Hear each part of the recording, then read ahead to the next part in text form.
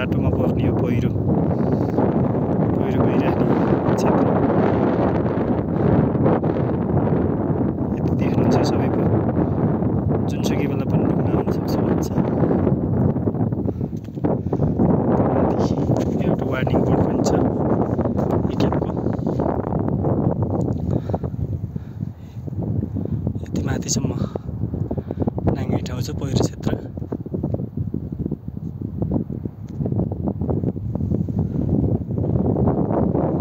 यो पार गरेपछि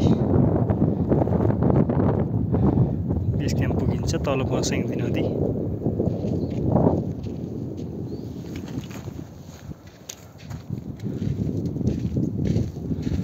फोटो त हालौँ न सर, एउटा ठुलो बस्नु दिए म हानिदिन्छु।